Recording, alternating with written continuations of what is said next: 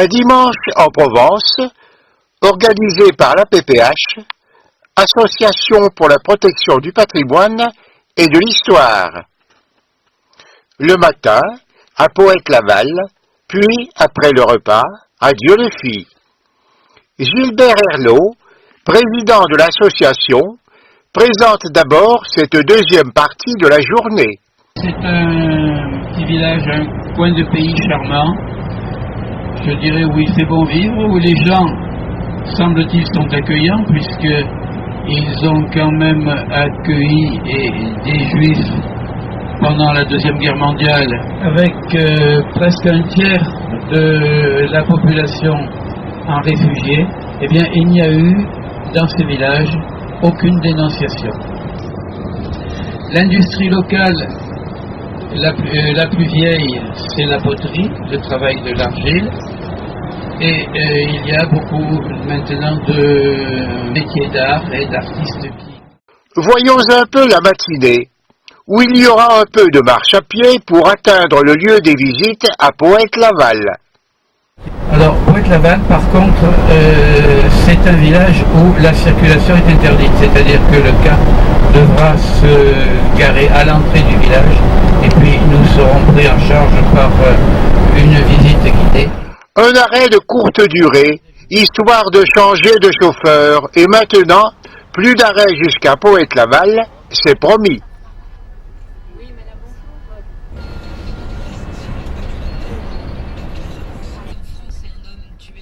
On quitte la Nationale 7 à Coucourde avec une vue sur la centrale nucléaire de Cruas-Meysse.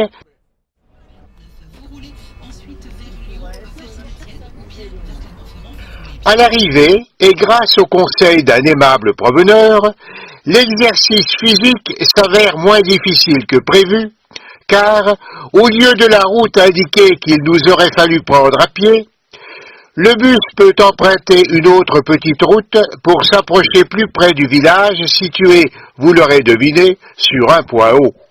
Quel choc pour des visiteurs venus d'une région qu'un siècle de passé industriel, suivi d'une urbanisation dévorante, a irrémédiablement saccagé. Quel choc donc de découvrir l'un de ces villages miraculeusement préservés ou patiemment restaurés, ayant su concilier le patrimoine avec la modernité, et que l'attribution d'un label des plus beaux villages de France est venue récompenser.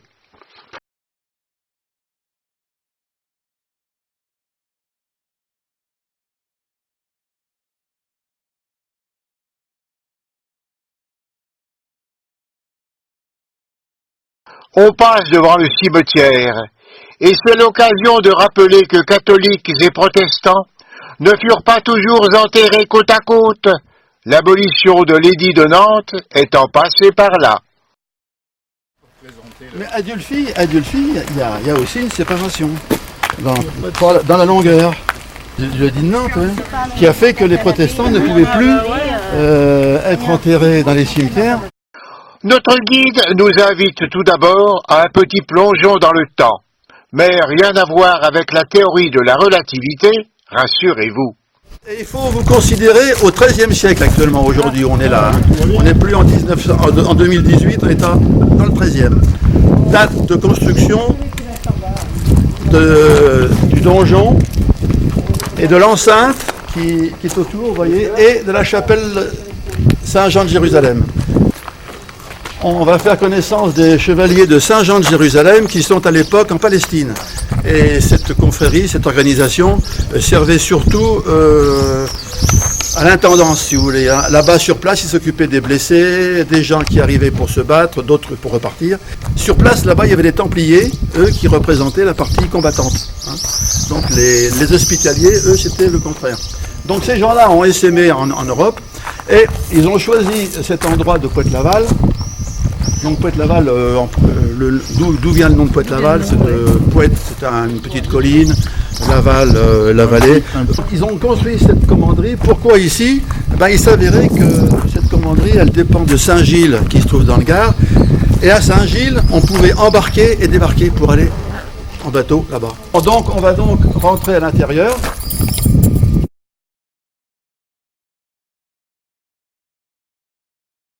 les montagnes que l'on peut apercevoir depuis le château. Donc là, ici, vous avez la montagne Rachas, au fond Miélandre, qui est à peu près à 1300.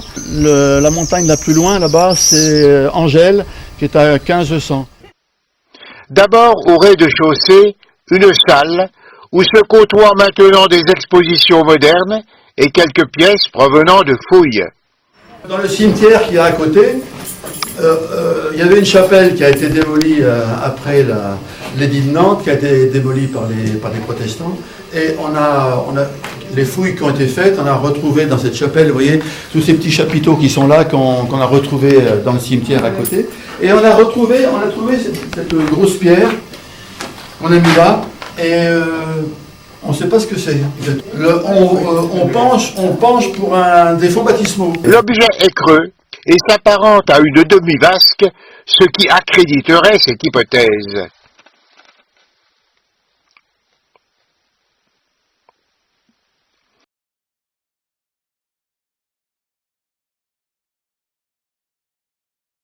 La montée dans la tour permet d'apprécier le panorama, le village, la chapelle Saint-Jean de Jérusalem, avant de visiter le pigeonnier, ajouté par la suite. Ce pigeonnier avait plusieurs fonctions. Le nombre de pigeons témoignait de l'opulence du propriétaire, les volatiles étaient consommés et leur déjection utilisée pour fertiliser les champs. Si vous aimez les vieilles pierres, voici une courte promenade autour du château avant que le groupe ne descende jusqu'à la maison du protestantisme.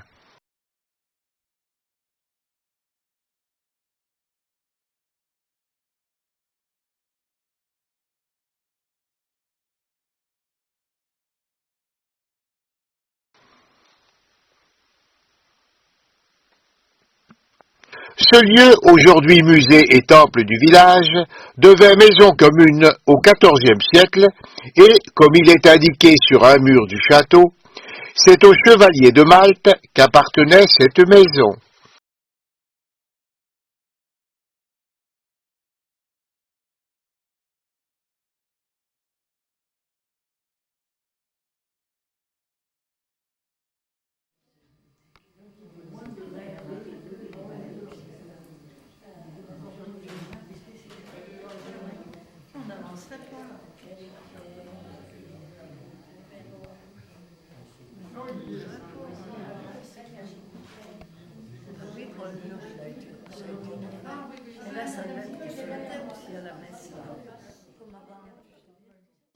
Vous êtes dans un temple protestant, le plus vieux temple protestant du Dauphiné, qui n'a pas été détruit lors de la révocation.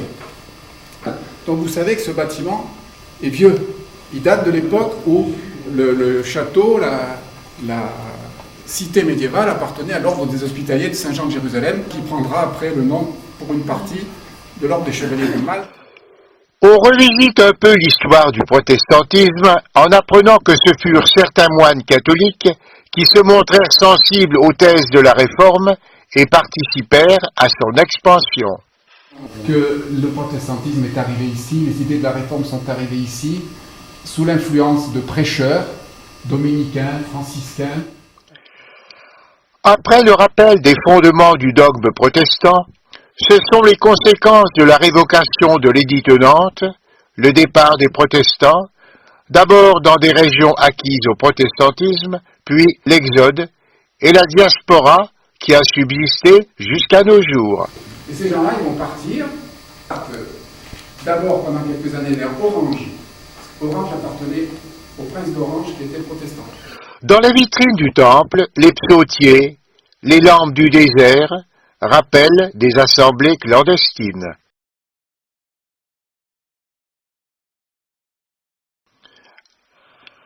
Avant de quitter le temple, un regard sur la Bible, pierre angulaire du protestantisme, la chaire, et le sablier pour mesurer le temps qu'il convient de consacrer à la prédication lors du culte.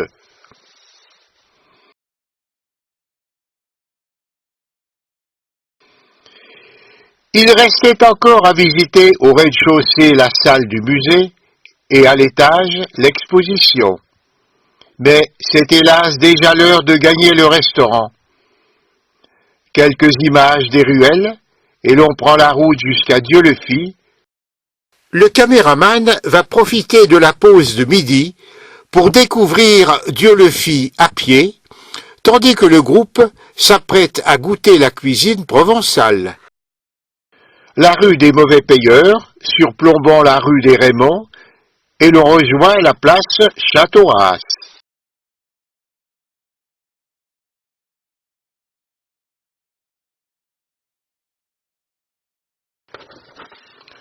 Le temple protestant, début du XIXe siècle. Longeant la rue Balaudière, des commerces abrités sous les arcades.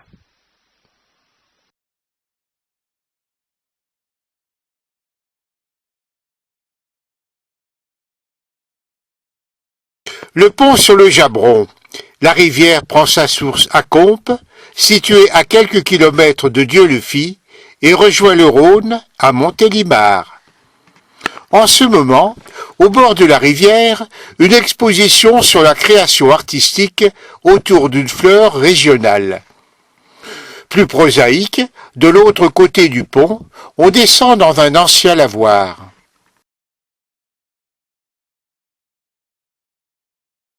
Longeant le cours du Jabron, il y avait la gare reliant Montélimar et Dieulefit. L'affiche illustre la courte existence de cette petite ligne. À notre époque, où le débat fait rage pour le maintien des petites lignes, n'y a-t-il pas de quoi réfléchir? Le nouveau pont de bois sur le Jabron est la partie non couverte de la rue Bonnefoy, menant à la rue du Bourg. Les rues conduisant à la place de l'abbé Magnet. La tour de l'horloge et sa devise en Languedoc. Une devise pleine de sagesse.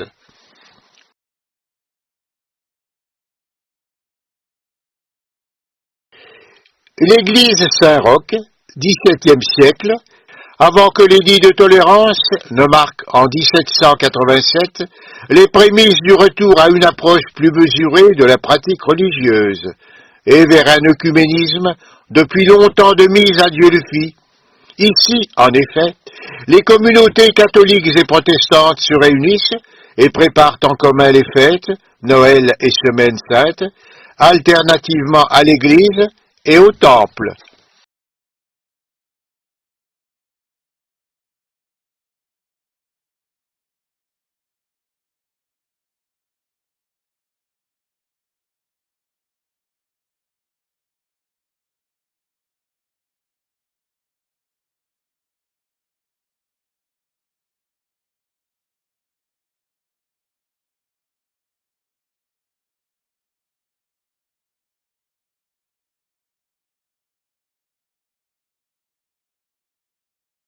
À proximité de la tour de l'horloge, l'impasse Juiverie et la rue des Prisons. Tiens, pourquoi cette dernière est-elle si éloignée de la rue des mauvais payeurs?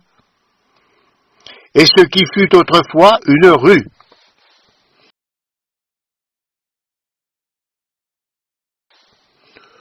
Au programme de l'après-midi, la maison de la céramique. Ici, l'arrière du bâtiment, un superbe parc, une colonne et la devise de la cité.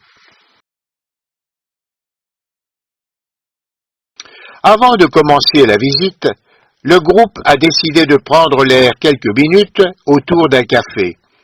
Petite précision sur le menu qui avait été proposé au groupe. Ravioles provençales, poulet, rissolet et beignets de courgettes, enfin le vacherin. Place à la céramique.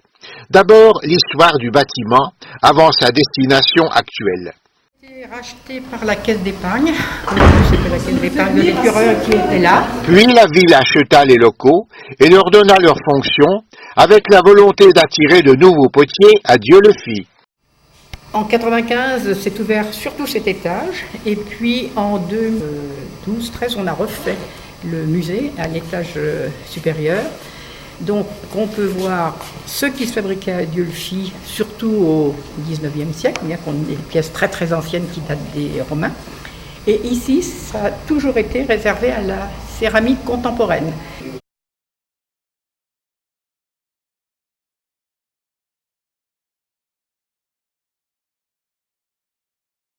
Chloé, elle travaille la porcelaine en général, ou là c'est du grès, et elle met des émaux qui vont faire des cloques. Là où il y a des crêtes, l'émail blanc, elle a dû émailler en blanc tout. Et elle a mis par-dessus son émail blanc, dans les creux, l'émail rouge. Alors elle tourne la porcelaine, et puis là elle enlève des petits morceaux pour faire ses nids d'abeilles. Alors quelquefois elle y met un peu d'or, parce que c'était la grande mode de l'or l'année dernière, ça va passer je pense. Et elle est grande spécialiste des céladons. L'encouragement à la formation et à l'installation pour l'activité autour de la céramique fonctionne un peu comme une pépinière d'entreprise, avec des artistes souvent accompagnés par un parrain, une créativité stimulée par la diversité des parcours professionnels et comprenant parfois la mutualisation des ressources et des dépenses, finalement, des artistes et des start-up. On les fait travailler avec des gens des Beaux-Arts qui viennent ici, il y a des cours ici, et ils les font travailler de façon à développer leur créativité. Voyons le premier étage, consacré aux objets anciens, et d'abord le caractère de l'argile que l'on trouvait à Dieulefit et les teintes qui en résultent une fois les pièces vernissées. La terre de Dieulefit est très forte en kaolin, donc elle a une couleur très claire, elle est jaune, blanc, jaune paille un peu. On connaît la localisation des anciennes carrières d'argile qui donnèrent naissance à la poterie. Les premiers potiers de Dieulefit au XVe siècle, il y en avait 4. Au XVIIe, on arrive à 7 ateliers. Et au XIXe siècle, là par contre, on arrive à 80 ateliers.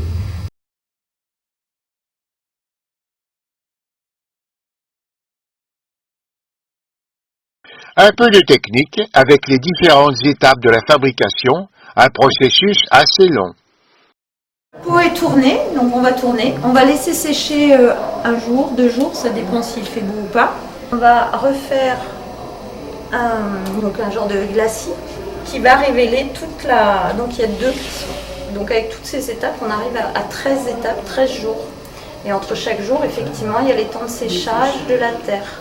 Une partie de la céramique est destinée à la cuisine. Ici, il s'agit des éléments pour le service, les aliments solides et les boissons, avec des questions pratiques. Alors, petite question, pourquoi 2 becs? C'est-à-dire qu'il y a un bec avec glaçon et un bec sans glaçon. Au début du XXe siècle, Étienne Noël participa largement à l'essor de la poterie locale. On lui doit des formes et des couleurs qui ont fait l'originalité de Dieulefit. Donc, vous voyez là, vous avez l'assiette carrée, donc qui est de lui, l'assiette octogonale perlée aussi, mais vous avez aussi ce verre qui est typique à Dieulefit, donc c'est lui qui sort ce verre un peu olive. Après la cuisine, la décoration, le rangement, la conservation.